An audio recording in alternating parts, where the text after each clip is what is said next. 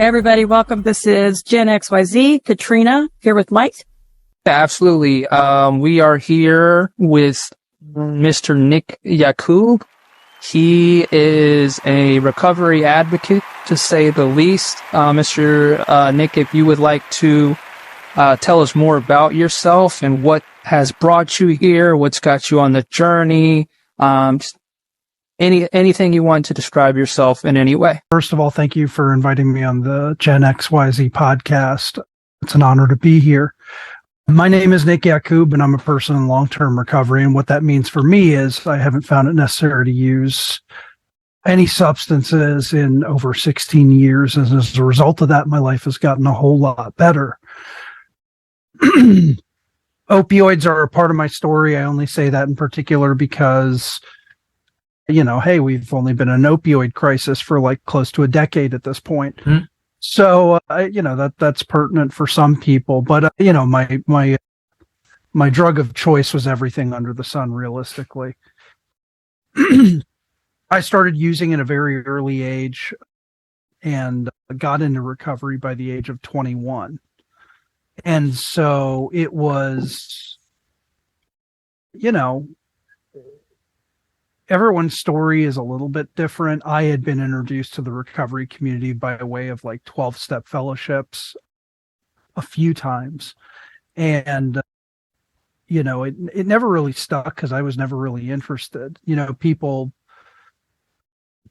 I didn't have a drug problem. I had a back problem. Yes. I had a judge on my back. I had a probation officer on my back. I had family on my back, and my family, you know, they loved me and they did everything they could to try to get me the help and support they needed, you know, that I needed. But, you know, they didn't know what they didn't know, like so many family members that are struggling out there. And so they just simply did the best they could by sending me to wherever the recommendation was, whether it was an attorney saying something or the judge sentencing me to something or the probation officer saying something or even the arresting officer. I had arresting officers that would feel bad for me and say, yeah, you know, I think your kid needs to go to treatment. They're clearly not just a casual user. This seems to be an ongoing thing that happened.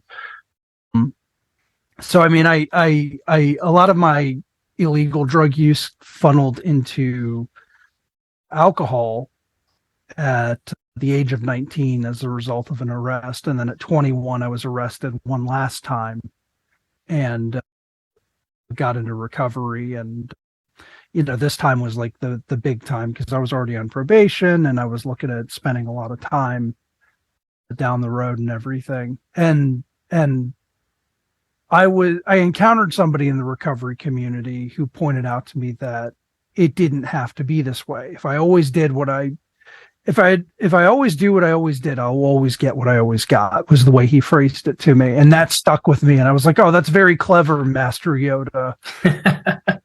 and for whatever reason, you know, something kind of clicked in me and I decided I was going to start doing something different. And I called the one person that I remembered from my previous interactions with the 12-step community. And that person's still my sponsor today. I'm a 12-stepper through and through, have been for 16 years. You know, not breaking anonymity because I'm not specifying a fellowship necessarily. But, you know, I subscribe to the 12-step model. You know, I was actually just at a meeting and described what it was like before getting sober, how it was the 12 steps in reverse, you know. And you know what that means for me is that the booze, the other drugs, that gave me power. It helped me to manage my life. You know, I came to believe the substances were keeping me sane. You know, I made a decision to turn my will and my life over to the care of these substances. Mm-hmm. And to a person that doesn't have the disease of addiction, that probably sounds completely insane. Yeah. And that's because it is. Yeah, it is. And that's the way I was living up until I got into recovery. And, you know, I would lie for the sake of lying just to stay in practice. I was totally dishonest. I was completely selfish and self-centered. I lived a fear-driven, pain-driven life, you know, and a lot of it's just garden variety stuff for most people that suffer with the disease. But anyways, I go to this 28-day program. I get bonded out. I'm fortunate enough to be able to make bond. Mm-hmm. And I go to this 28-day program, and where it changed for me is I had this sponsor, and I called him, and for whatever reason, I actually did what he asked me to do. And what he said was, and I quote, "Nick, when you're feeling down and out, when you want to get high, you feel like using again, you're full of fear, you're in pain, whatever, go out there," and I quote, "and find some poor slob worse off than you and help them out." Those were his words. And when you're in a treatment program, it's a pretty target-rich environment. And I'm not saying I was actually better than anyone. In many ways, I was quite a bit worse than most people there. But I was just arrogant enough to think that I had something to offer. And where it changed for me is they said, "Nick, we don't have enough room on the druggy buggy for you being the senior resident. And, we've got these 2 new detox patients that are here. Why don't you grab some recovery literature off the shelf?" And I read to these 2 new detox patients, do like kind of an impromptu 12-step meeting for them. Wow. And in this facility, I had my cell phone, I had internet access, I had my Xbox with me. Halo 2 was a pretty big thing back then.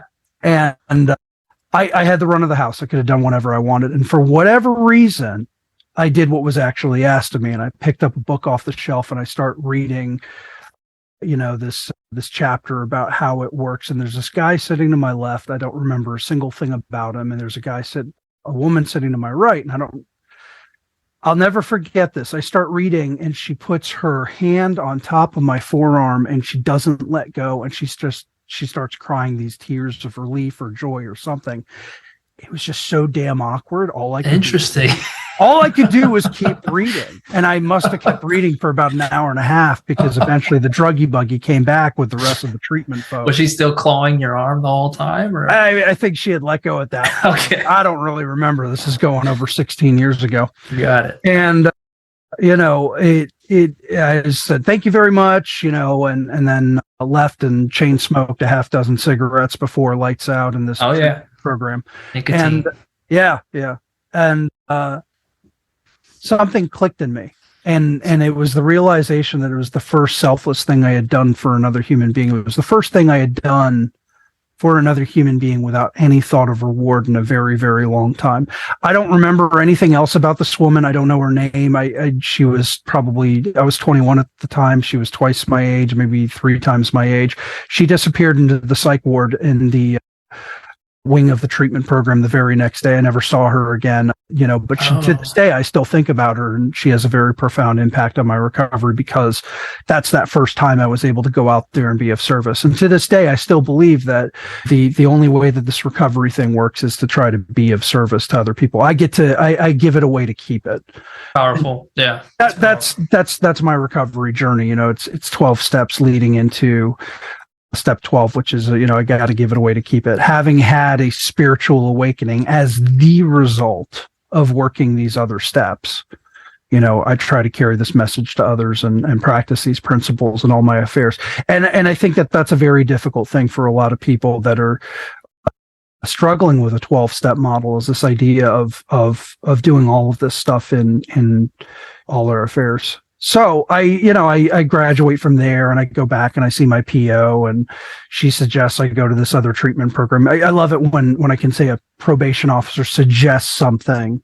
Right. She told me to do something and I complied with it because I didn't want to go to prison. But that's the other humbling thing about recovery. Is I learned that I didn't have to fight. I didn't have to resist anymore. Somebody could ask me to do something or tell me to do something and I could just do it. It turns out I have a choice. I didn't have that when I was still ripping and running, and when I was still out there actively using substances, active in my substance use disorder, substance use challenges, addiction, whatever you want to call it. I know we have new verbiage for it that's supposed to be less and less stigmatizing every week, right? Oh man. But anyways, I went through a county program in the jurisdiction I lived in, and got a big dose of humble pie, and I stayed connected to my recovery network, my sponsor. I made new friends. I met a lot of really cool people. And then I went and lived in a county program sober house for I guess about 10 months or so. And when I had 17 months of continuous recovery, and we're talking not getting in trouble with the law anymore, I get to pick what meetings I'm going to. I'm working a job where I'm actually paying taxes. I'm not making much at this job. It's enough money for like groceries and paying my treatment fees and a carton of cigarettes at the end of the week. 17 months of continuous recovery. I go in front of the judge and he says, Mr. Yacoub, I'm so glad you've turned your life around. You're going to jail anyways. What? And I was, the way I look at it and the way I explain it to people these days is that was a gift. And yeah. I ended up serving 1 year and 10 days between 2 different jurisdictions, between new charges and a probation violation in another jurisdiction. The reason I say it's a gift is that it taught me I could practice the principles of my recovery program and all my affairs, regardless of what my outside circumstances were. That's fair. It's just crazy that you had spent more time in recovery, turning your life around, just to go in front of a judge for him to say, hey, in essence, well done, you're still going to jail, and you go to jail for essentially as much time. It's just unreal. And you're right. You see that happen every single day to so many different kinds of people out there. Very sad, very unfortunate. Yeah, I mean, and by the way, I don't mean to diminish or make it sound like it was a bigger ordeal than it was. No, of course, or anyone else's experiences for that matter. But I mean, I'll put it to you this way: when I say 1 year and 10 days, to some people that sounds like an eternity, and then for other people, that sounds like they're just hitting the snooze button on the yeah. And I've spent a lot of time working around and working and being near and trying to be of service to people that have spent many, many, many years and decades in jails and prisons. And that was the thing about it, is like, what did I do while I was incarcerated? I did the program. I ended up sponsoring guys that were locked up in there. Some of them were twice my age that couldn't figure out every time they got drunk, they smoked crack. Every time they smoked crack, they robbed the local convenience store. And that's why they've been in and out of jails and prisons their entire lives. Wow. I don't know if any of those guys stayed clean, but I did, because I was, again, giving it away to keep it, trying to be of service. And I stayed in touch with my network on the outside. I'd write letters to people like my sponsor and friends of mine in recovery and stuff like that, and they'd read them at meetings. And it was like I could share in a meeting, even though I was locked up in some regional jail halfway across the state or something. And eventually I got out, and I was able to stay with family for a little bit, and then I moved into a recovery house. It wasn't a formal recovery house. There's a bunch of dudes that were, in the rooms, and we basically had a party house. And, we were throwing parties every night and doing all this cool stuff. And it was a good time. And it was, it was a lot of fun. Looking back on it now, it was exactly what I needed at the time. When I went back to school, and I funny enough, I actually did very well at school once I was no longer on drugs. And I ended up getting my bachelor's of science in psychology. So now I get to tell people I have my BS and BS. And again, that's not to diminish anyone else's collegiate experience. Tell it. I have some major issues with the education system at times. But that's probably a discussion for another episode or another. Yeah. Time. I get into that for sure. Yeah. I got into my career started out as a recovery coach in 2013. I graduated from George Mason University with my BS in 2013, and then I started working with a nonprofit that was all about recovery advocacy. And and I started out as a recovery coach. They trained me as a recovery coach, is what they called it. And this is before the certified peer recovery specialist licensure in the state of Virginia. That didn't come about until 2015. I was grandfathered into that. But so this was a training thrown together by a nonprofit, private sector nonprofit with state funding. And I took it, and I was able to actually go and start being of service in a professional level, in addition to being of service in my personal recovery. And this is something I always advocate for people that are interested in getting into the field of treatment, recovery, whatever you want to call it. There's my personal recovery. This is just me. Your mileage may vary. There's my personal recovery, and then there is my professional recovery life. Because as a peer specialist, as a recovery coach, I'm relying on my experiences to help serve others, help them find what their own pathway to recovery looks like. Yep. Those are two separate things, and the line between those two might be paper thin, but there is still a line there. So that was a very big thing for me to learn. And eventually, long story short, over the next number of years, I did a lot of really cool stuff in recovery. Professionally, personally, I was able to actually go back and work at almost every single facility I had spent time in. Really? Yeah, the very first program that I went to, where I described the woman that I never saw again. Yeah. I never went back there because that was somewhere else. And there was a jail that I actually served time in that I've never been back to since. And that was halfway across the state. But, I've worked in 2 of the jails that I served time in during that year and 10 days.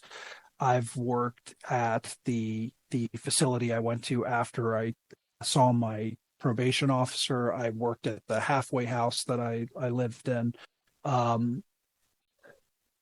It's been an amazing journey. The last position I actually just left was one of the jails that I served time in.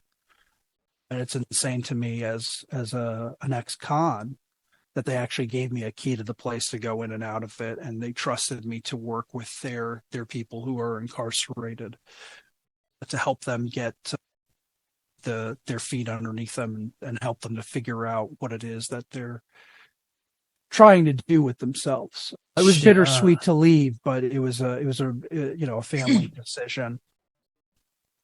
And so my latest venture in recovery, and I'll talk about this somewhat briefly, and I know this is something you want to get into, is my program seems a little different than some of the things that people talk about. Yes.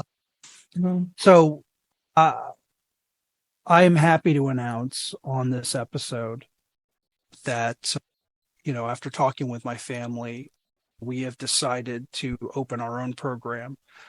It's the Old Dominion Men's Recovery Center. We're not open for business yet. I'm cautiously optimistic we might be able to get our first people in by March the 1st. Probably going to have to push that date back if we're being real, because it's already the end of the first week in February. Mm-hmm. But, we fortunate we have the luxury that we're able to do that.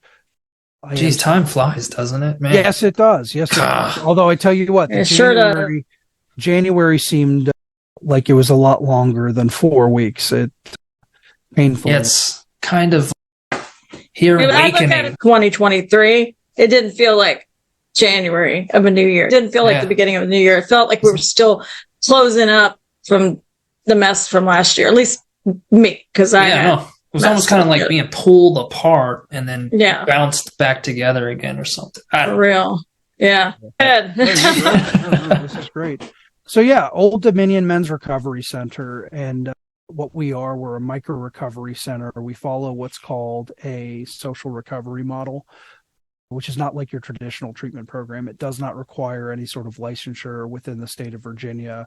We're not operating under any sort of regulation from any of the state's licensing bodies.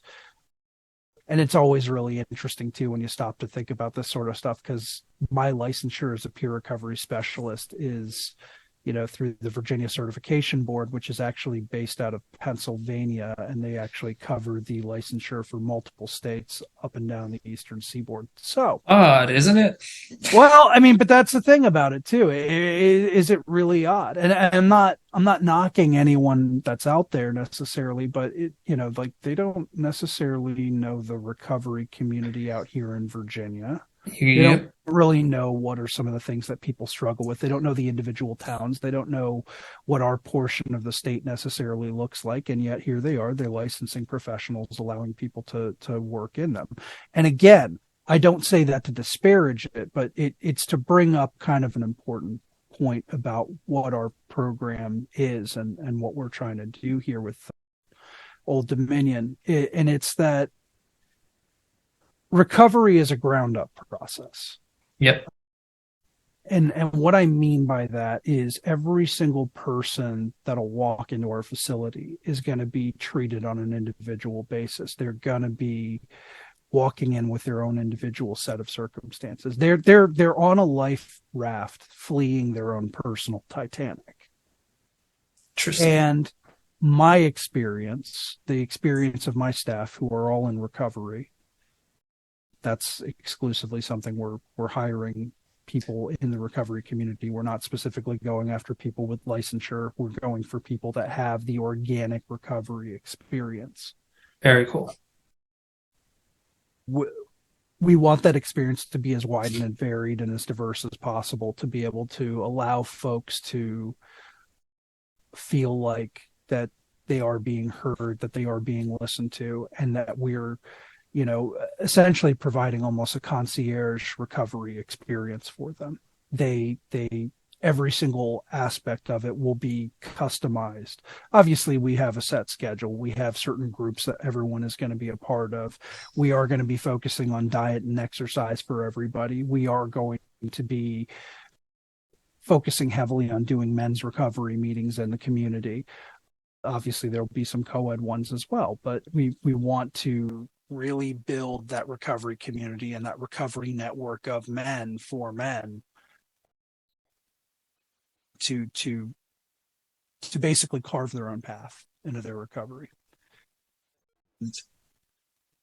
There was a question that had come up earlier when you and I were discussing about, incentive structure and insurance and regulation. And part of the philosophy of what we're trying to do by being a ground up program where we're catering to the very specific needs of each of our individuals, we're not going to be accepting insurance, and we're not going to be utilizing any sort of licensure. The reason that's the case is that if I accept somebody's insurance, hypothetically, I'm no longer trying to best serve the needs of that individual. I'm now trying to best serve the needs of that insurance company. And the example that I give people that tends to work pretty well is like, let's say that there's a medication that I need to take, right? Okay. And my insurance will cover a generic version of that medication, and it's $3 a bottle for a month if I go ahead and get that generic or whatever. Well, I can't do the generic. I need to get the name brand version of that medication. And if I don't do that and I use the generic, then, it's got some kind of binder or filler or something that causes an allergic reaction to me. Blah, blah, blah, fill in the blank, XYZ. And there's plenty of people out there that are listening that are familiar with the situation. Well, guess what? The name brand, the insurance company doesn't cover it. Or if they do cover it, they cover such a minor percentage of it. And it ends up that bottle, that month supply of medication is now like $800-900. Yeah. And so when you have a top-down incentive structure like that, I can't best serve the people that are coming to our facility for help when I'm tied down by an insurance company that's saying, like, oh, we'll cover X, Y, and Z treatment, but we're not going to cover A, B, and C. Well, this person needs A, B, and C.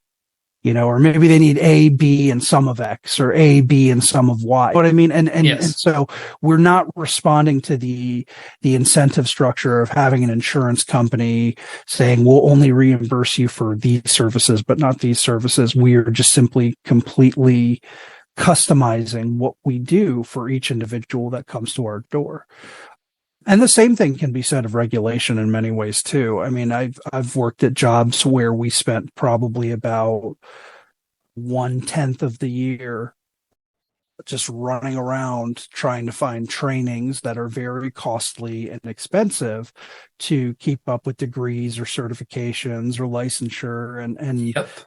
you know, I mean, again, this isn't to disparage any of the people that work for any of those industries, but it is to say that it's a top-down incentive structure that does not best serve the needs of the people on the ground that are right there, that need the help that they want.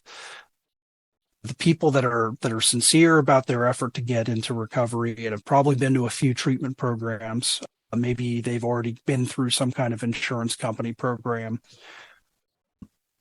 You know, that's if you've already been through a few programs like that, I guarantee you that our ground up model is a little different. The incentive structure of working with you from establishing your base and then building you up into the man in the recovery community that you want to be, it's just a totally different ballgame. And it's the way that the organic recovery community actually works. And I'm familiar with many different kinds of recovery systems. 12-step happens to be my personal favorite, and it's the widest one in our area, in the DC area. Like, there's more 12-step recovery than anything else. Absolutely. But the bottom line is that it responds to a bottom-up incentive structure. I mean, we're not supposed to, as 12-steppers are not necessarily supposed to be influenced by the courts or by what the pharmaceutical companies or what the state does or any of that. Sure.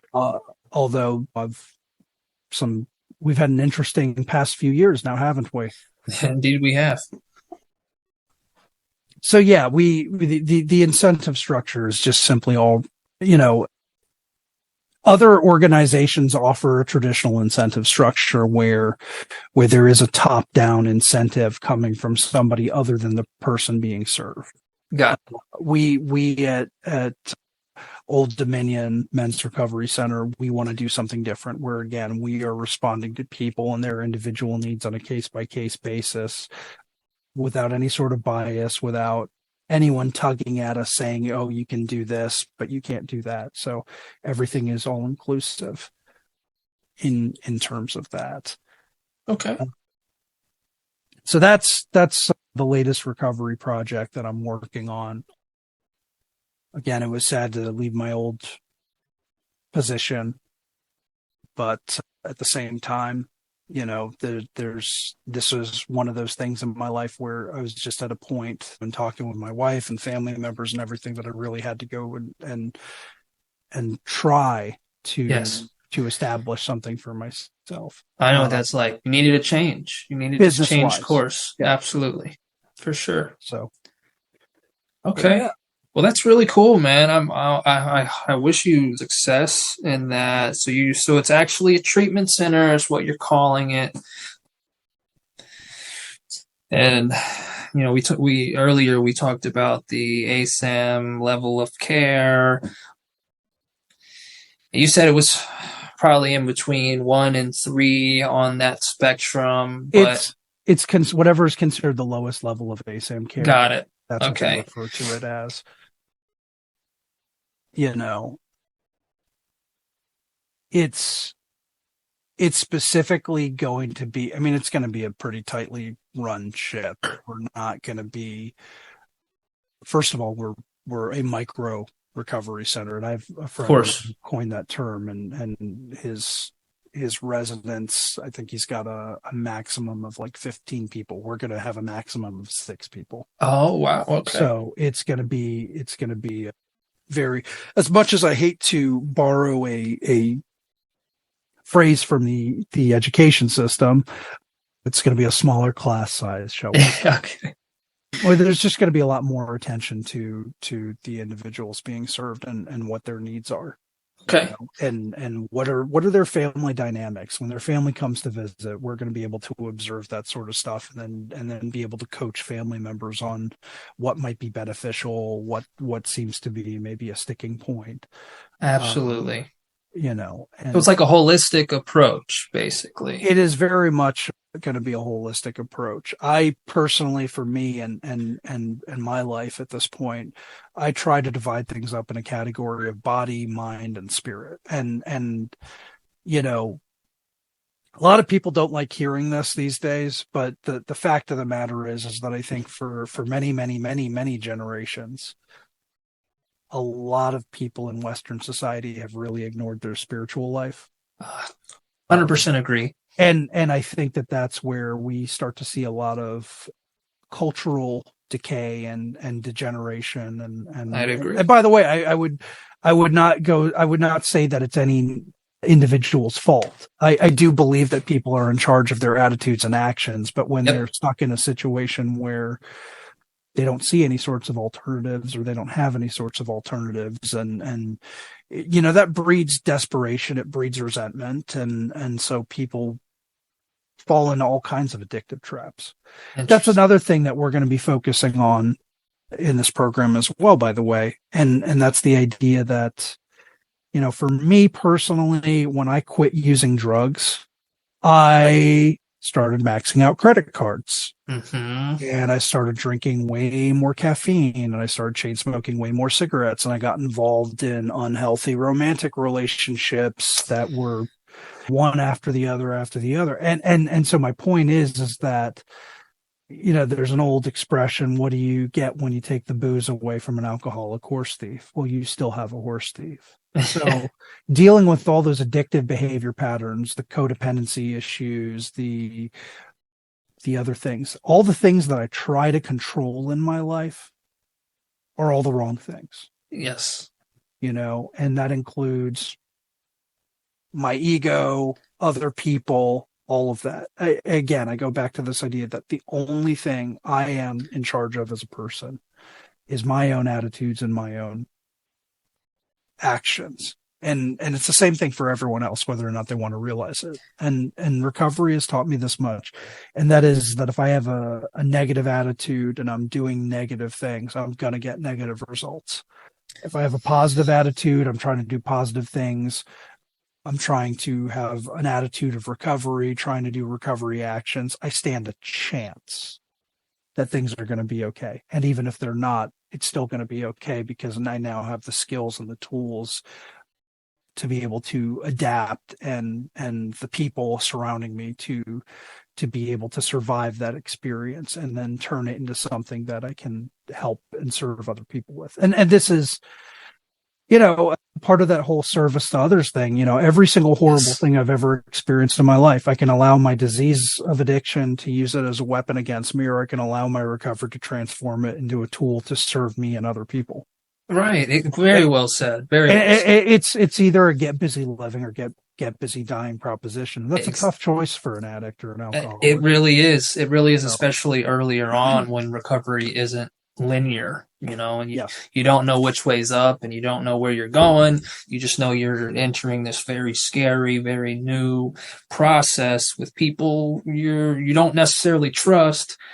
But if you're willing to take that leap of faith and stop playing the blame game and really take accountability for your actions and focusing on controlling what you can control, you're destined to make some headway at some point, if not now, later down the road. Everybody, every person in long-term recovery gets there at their own point, on their own time, but at least I hope anyway. I hope that's the case. But you seem like you got a good head on your shoulders, man. I think it's been really good times speaking to you. I really like to know more about this program in the future. What would be? Oh, that's what I meant to ask. So you said, I know you said there's a lot of decay because in Western society, we have ignored the spiritual aspect of things and focused solely on physical and the mental health, behavioral health, if you will.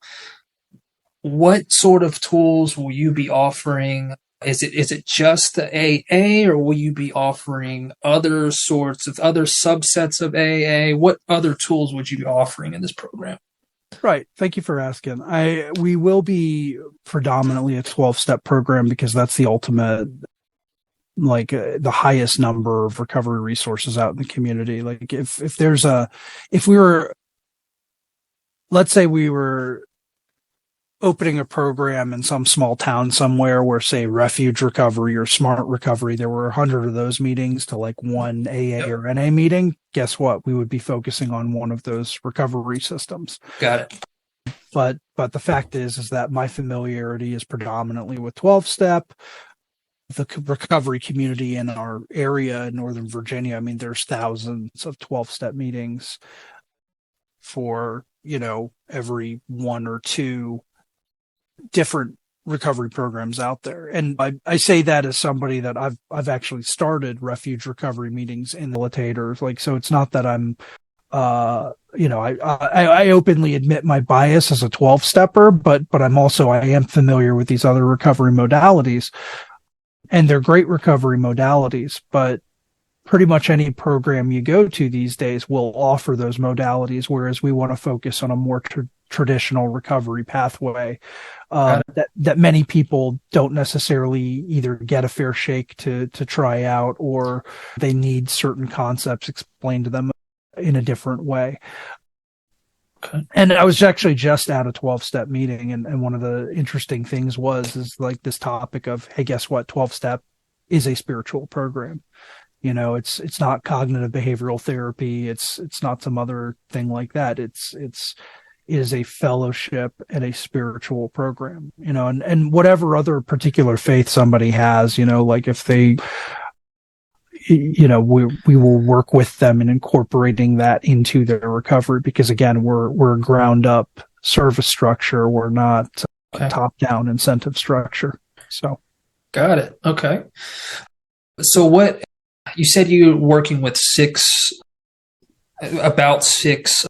you have 6 employees or staff members on, I don't know, you haven't rolled it out yet, but on schedule initially.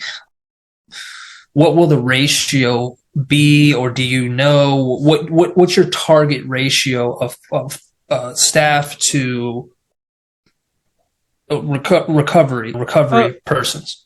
Oh yeah, so we're actually only planning on having 6 beds.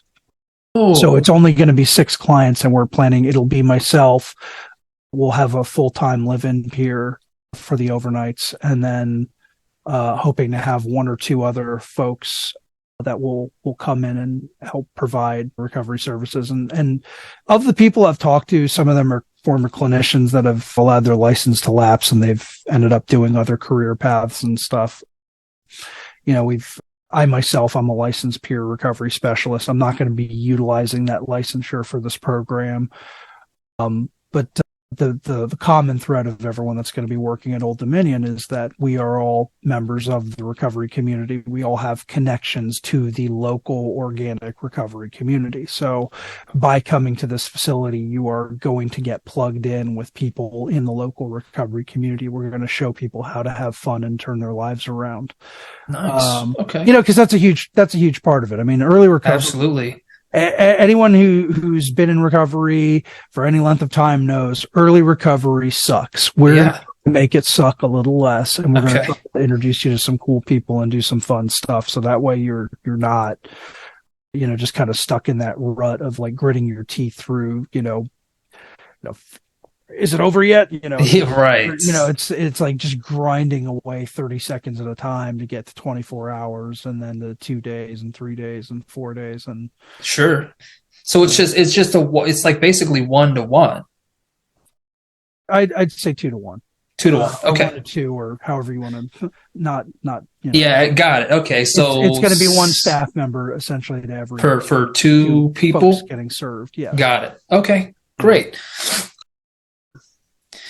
I'm trying to think if I had any other questions.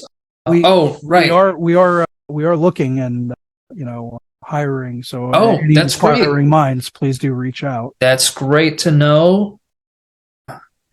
Do they need any sort of what would you be looking for in someone who would be your ideal applicant? Honesty, open-mindedness, and willingness.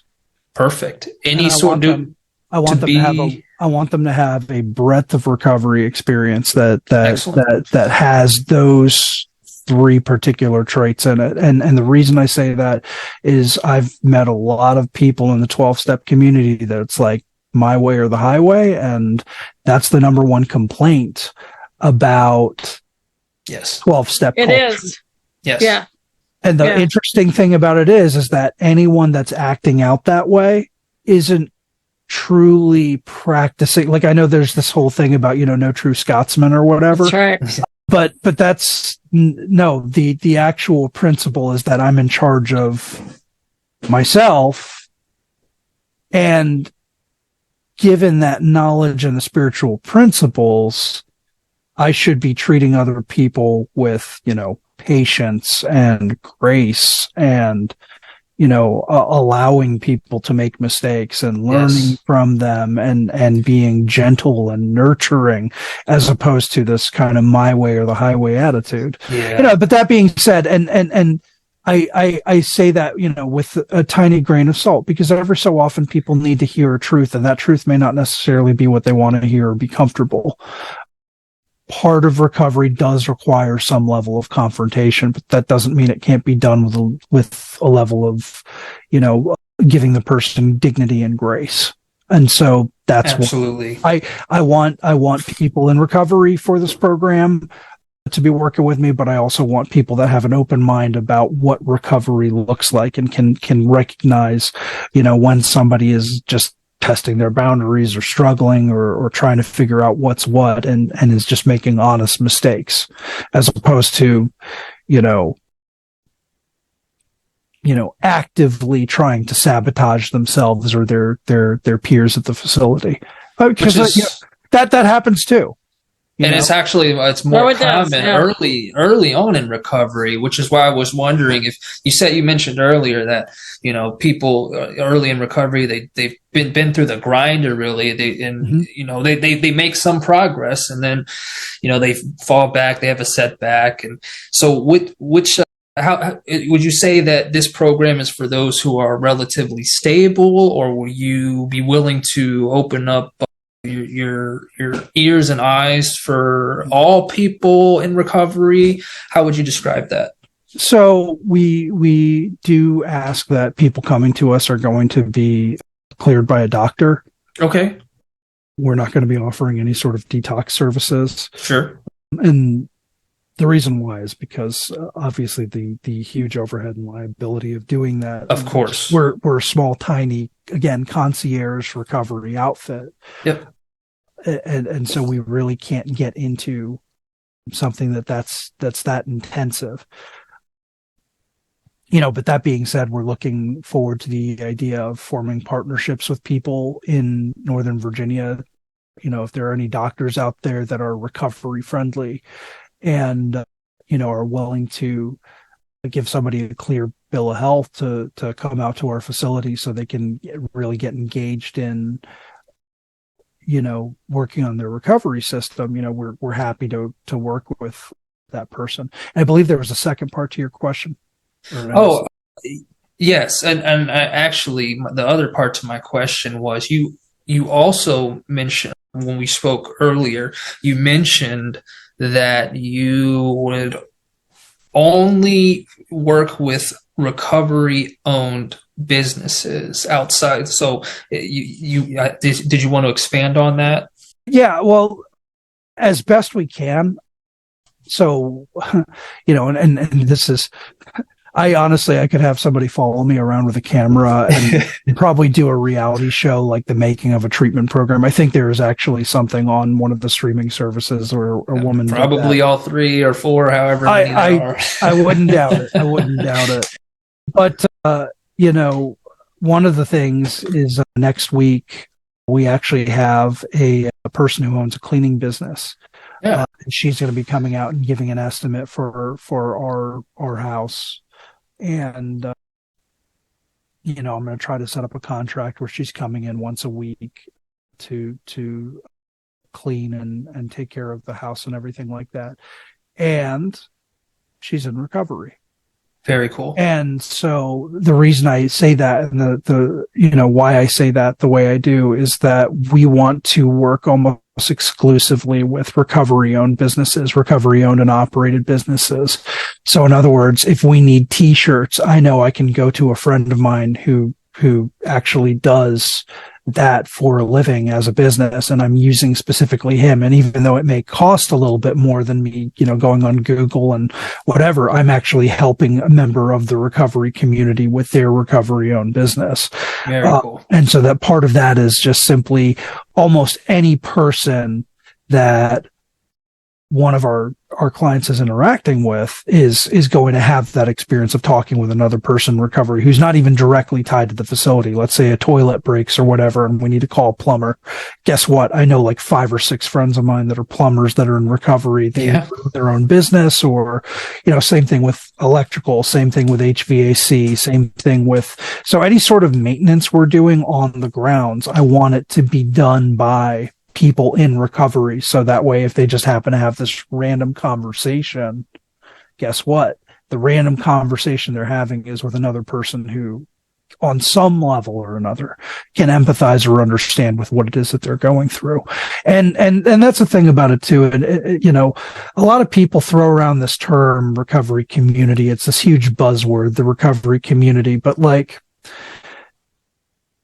I see, and I've been around for a bit, and I've seen a lot of stuff, but I see so few times where that community is building off of itself and interacting with each other and building each other up. And so I just want if you have a recovery-owned business and you do something that could be part of the upkeep of running a treatment program, please get a hold of me, after the episode, and we'll see where you can fit into, Old Dominion's system, for upkeep and maintenance, and let's see what we can do to help each other with service. Very cool. So again, recovery owned and operated businesses, we want to solicit those as much as possible. So very nice. Cutting out the bureaucracy altogether, I see. Hey, as best we can. I mean, there's still death and taxes. We may not be operating under any formal regulation, but there's the death and taxes are still realities we have to face, aren't they? They are indeed, but one step at a time, right? Sure. Thanks so much, Nick. I really enjoyed talking to you tonight. Very cool hearing what you got. I really do. I really, really hope this takes off for you. I will put the word out. Obviously our viewers and our listeners will probably most definitely contact us if they hear anything. But outside of that, I'll put the word out to my contacts in recovery. Katrina will, I'm sure, put the word out to her contacts in recovery as well. And we'll try to help you get this thing off the ground as quickly as possible. And what was it that you mentioned? Recovery immersion, was it? And try to immerse ourselves in that recovery lifestyle. Yeah, and I'll go ahead and I'll talk about that as just kind of some closing thoughts on it. And if somebody wants to learn a language, there's an app for that. There's people can go on YouTube these days. I was joking with you earlier. They could buy a cassette tape, and that's me dating myself. But they could get an 8-track. No, but anyways, people can. I'm not even 8-track, so you're going too far. What are you talking about? People can. There's apps, there's YouTube, there's all these different ways that people can like try to learn a language from home. But almost everyone agrees and has for many moons. The number one way is immersion. You go move to a country where you don't speak the language and you learn the language. that way through immersion, and recovery is really no different. You can hear about recovery on the periphery. Maybe this person on a YouTube channel is talking about it, or there's a podcast that talks about it, or you see a therapist that talks about it or whatever, but none of that is directly immersing you necessarily into the recovery culture Right. the way this program intends to. And that's what we're really practicing here at Old Dominion Men's Recovery Center, is recovery immersion. We want people to get immersed in that lifestyle and really give it an honest shot, especially if we're the last house on the block for them. And I hope this works out for me and my family as well, but most importantly, I hope this works out for the recovery community, because I could talk about the business model and that side of it, but ultimately, one of the reasons I got away from bureaucracy as well. I mean, there's the deciding on a lifestyle change with family and everything, but the other reason is just simply that I want to be able to serve people to find their recovery as efficiently as possible, and it's very difficult Sure. with those top-down incentive structures. I mean, I've had issues with, let's say, government-run clinical organizations. One of the things they talk about is it always comes down to liability. So when you get rid of all of this license and bureaucracy, all of these hindrances, it allows you the flexibility. You're able to adapt to what the individual needs and be present, walk them through the process the way they need it, not the way you're being dictated to do it because of either ethical core values, because core values are specific to each individual. Absolutely. Yes. So the buzz terminology is customized, individualized. There's no such thing when you're sending everybody through a program that's this looks like this, and then it's only 30 days, which brings me to a question I had. Is there a length of time for your program? Like, we're shooting for 4 months. 4 months? Cool. Yeah, we would like it to be a 4-month program where we have, if by the end of 4 months we haven't successfully integrated somebody into the local recovery community where they feel supported, they've got a safe place to live, they're either getting back into their career or maybe they're working on finding a new one, we have failed them as a program. And I will openly, put it that way because, I mean, and don't get me wrong. I mean, I don't want to take away, somebody's dignity of failure necessarily, but like there are some pretty broad categories in terms of what helps people to achieve success in recovery. Sure. But the basic ones are, where am I going to live? Where am I going to work? How am I going to get there, right? How am I going to get there? What are my family relationships going to be looking Yeah. like? Do I have any sort of family connections? And by the way, some people burn those bridges. Some people, their family relationships are not necessarily the healthiest thing in the world, but we're going to see what we can do to help, put those back together. So we're shooting for 4 months. If it goes on a little beyond that, we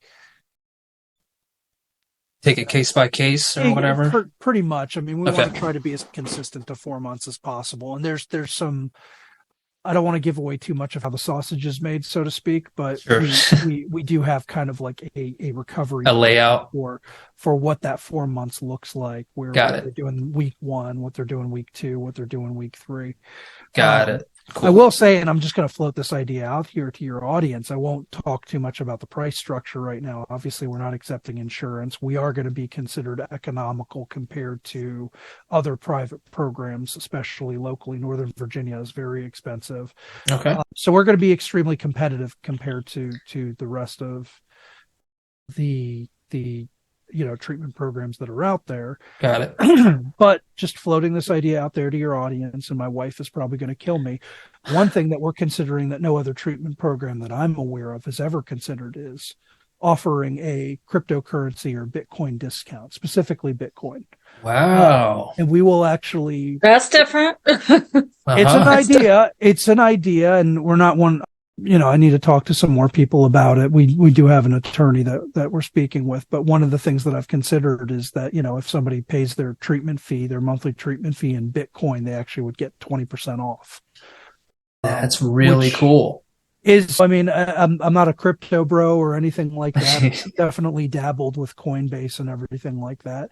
But I mean, even that is just one more layer of privacy. Sure. For what's, a very, a private medical condition. Yeah, exactly. So, PHI, that's a big deal these days. Well, it's funny too. I love it. You brought it up, Katrina, where you were saying ethical standards and everything like that. And it's,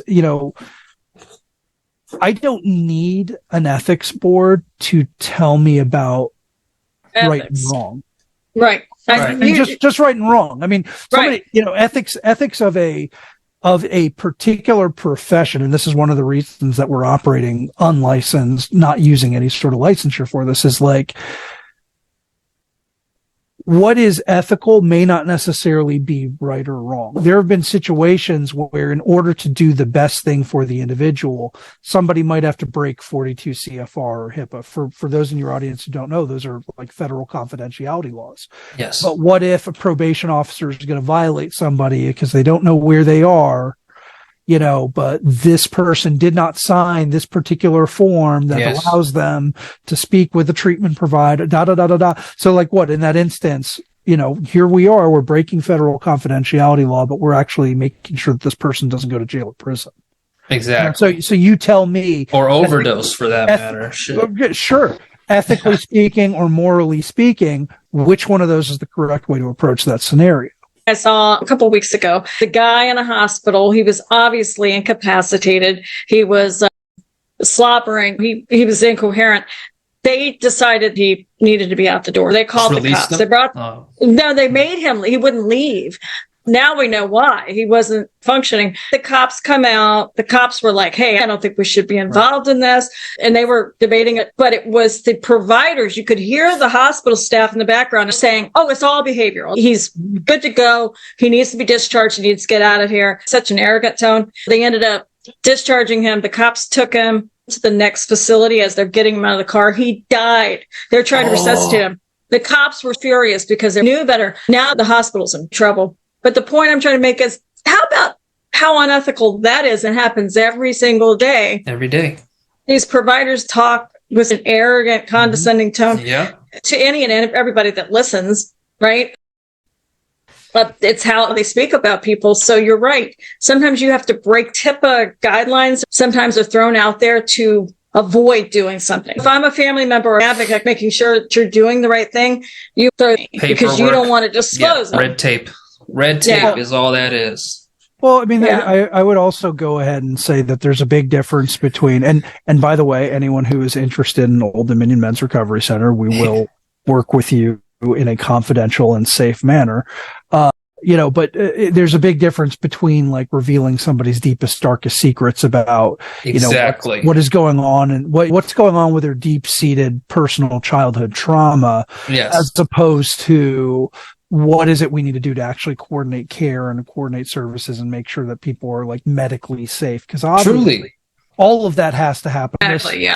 This is a licensed facility that has tons of lawyers who are savage killers. In case anyone ever tries to take them to court, they often settle out of court so that way they can make things disappear in the public eye. Sounds familiar. And well, I mean, but that's the thing, is that like when they have this goes back to that top-down incentive structure, and it's so interesting to me. I mean, we run into this so many different ways, and this is one of the things that I did promise I was going to talk about to a certain extent. Why would I trust people or people who are in bed with people who would tell me something to the effect of OxyContin is safe and non-addictive? Yes. Why? Why would you? But I mean, why would I trust my recovery to that? And by the way, I go back to what I've said a few times in this interview, which is there are plenty of people that work in those service structures, those big corporations that have nothing but the best of intentions in the world.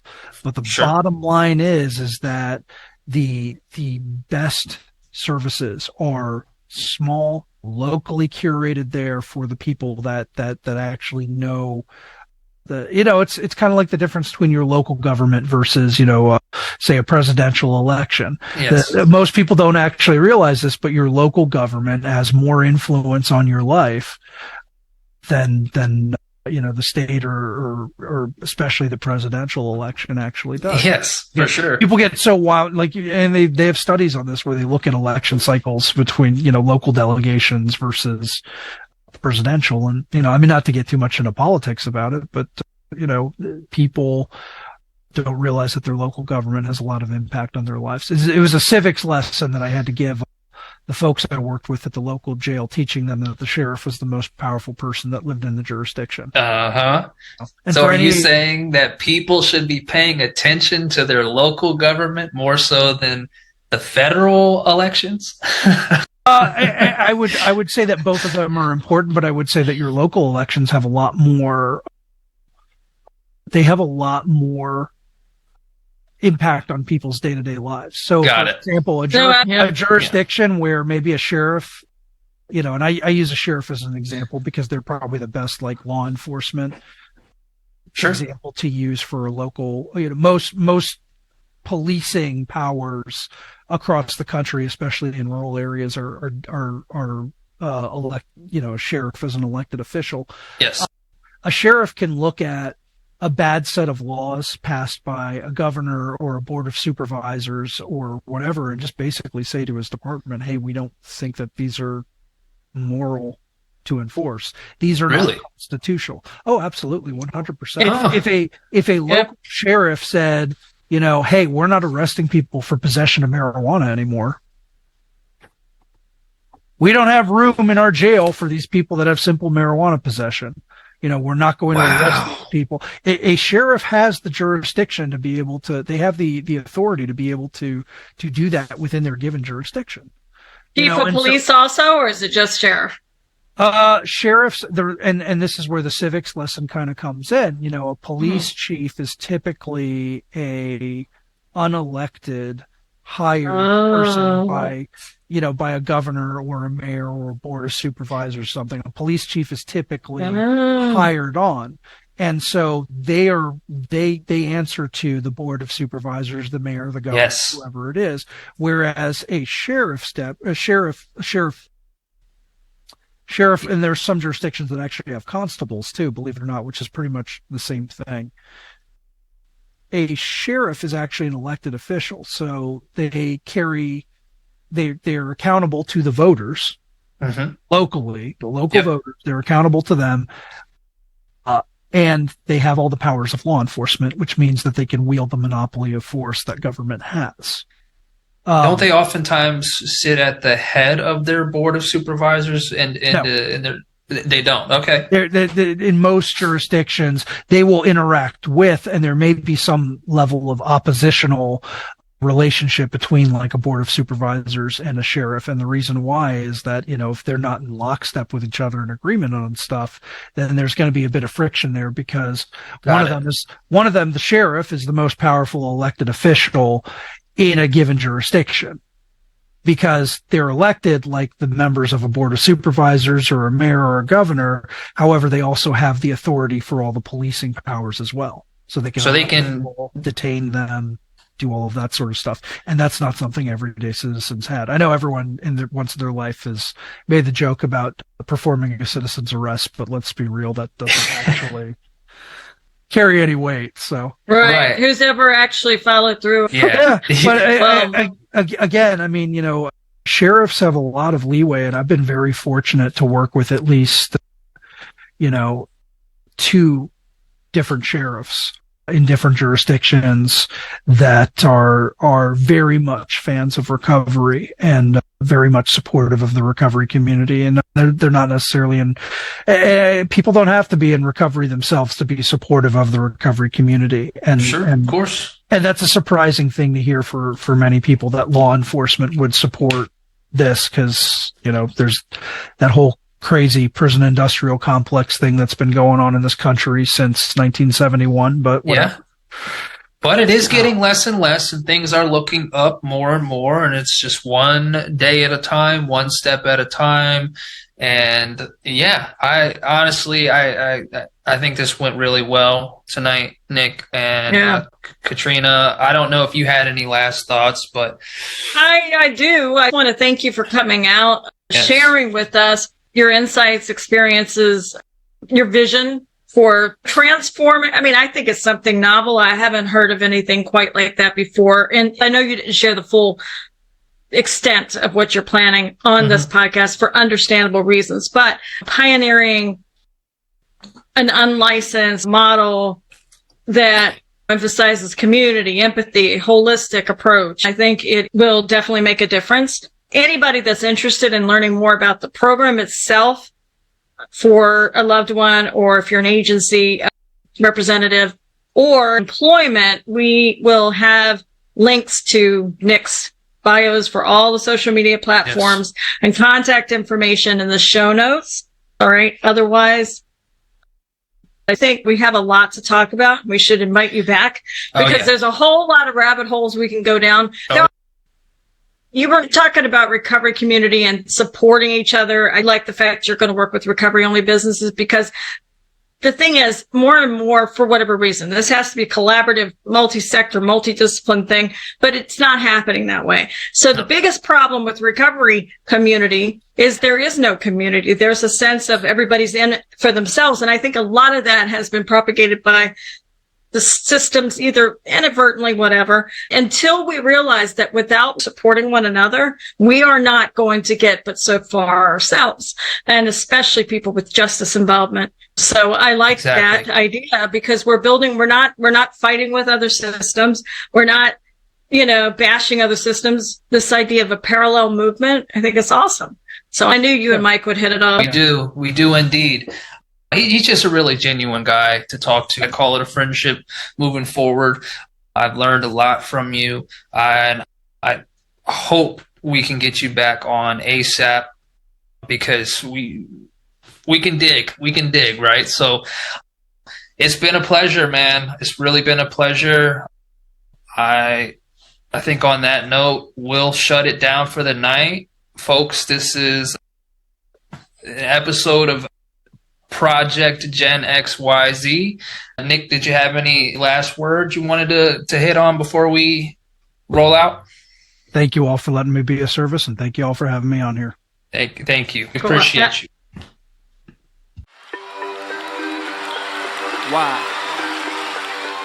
Why do we so ambiguously define freedom as if it doesn't apply to spirit and mind? As if the shackles that bind us all on a massive imprisoning lie.